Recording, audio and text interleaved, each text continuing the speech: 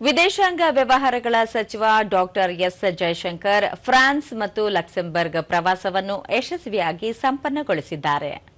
ಈ ಕುರಿತು ಅಧಿಕೃತ ಹೇಳಿಕೆಯಲ್ಲಿ ಸಚಿವ ಡಾಕ್ಟರ್ ಜಯಶಂಕರ್ ಭೇಟಿ ಸಂದರ್ಭದಲ್ಲಿ ಫ್ರಾನ್ಸ್ ಅಧ್ಯಕ್ಷ ಇಮ್ಯಾನ್ಯುಯಲ್ ಮ್ಯಾಕ್ರೋನ್ ಅವರ ಆಹ್ವಾನದ ಮೇರೆಗೆ ಅವರನ್ನು ಭೇಟಿಯಾಗಿ ಮಾತುಕತೆ ನಡೆಸಿರುವುದಾಗಿ ತಿಳಿಸಿದ್ದಾರೆ. ತಮ್ಮ ಭೇಟಿ ವೇಳೆ ಸಚಿವ ಜಯಶಂಕರ್ ಫ್ರಾನ್ಸ್ ವಿದೇಶಾಂಗ ವ್ಯವಹಾರಗಳ ಸಚಿವ ಜೀನ್ ನಿಯೋಲ್ ಬ್ಯಾರೋಟ್ ಅವರೊಂದಿಗೆ ದ್ವಿಪಕ್ಷೀಯ ಮಾತುಕತೆ ನಡೆಸಿದ್ದು, ನಾವೀನ್ಯತೆ, ತಂತ್ರಜ್ಞಾನ, ನವೋದ್ಯಮಗಳು, ಆರೋಗ್ಯ, ಶಿಕ್ಷಣ ಹಾಗೂ ಸಂಚಾರ ಸೇರಿದಂತೆ ಹಲವು ಕ್ಷೇತ್ರಗಳಲ್ಲಿ ಭಾರತ ಫ್ರಾನ್ಸ್ ಸಂಬಂಧದ ಕುರಿತು ಚರ್ಚೆ ನಡೆಸಿದ್ದಾರೆ. ಭಾರತ ಫ್ರಾನ್ಸ್ ನಡುವೆ ಹೆಚ್ಚುತ್ತಿರುವ ರಕ್ಷಣೆ, ಭದ್ರತೆ, ಬಾಹ್ಯಾಕಾಶ, ನಾಗರಿಕ ಪರಮಾಣು ಮತ್ತು ಸಾಗರ ಭದ್ರತೆ ವಲಯಗಳಲ್ಲಿನ ಸಹಭಾಗಿತ್ವ, ಆರ್ಥಿಕತೆ ಮತ್ತು ಜಾಗತಿಕ ಬೆಳವಣಿಗೆಗಳ ಕುರಿತಾಗಿಯೂ ಸಮಾಲೋಚನೆ ನಡೆಸಿದ್ದಾರೆ.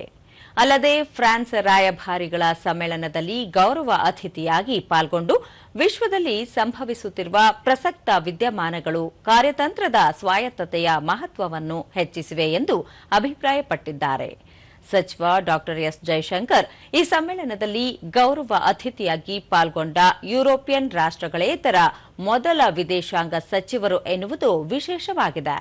ಫ್ರಾನ್ಸ್, ಜರ್ಮನಿ ಮತ್ತು ಪೋಲೆಂಡ್ ದೇಶದ ವಿದೇಶಾಂಗ ಸಚಿವರು ಪಾಲ್ಗೊಂಡ ಪ್ರಥಮ ಭಾರತ ಮ್ಯಾನ್ಮಾರ್ ವಿದೇಶಾಂಗ ಸಚಿವರ ಸಭೆಯಲ್ಲಿ ಪಾಲ್ಗೊಂಡರು.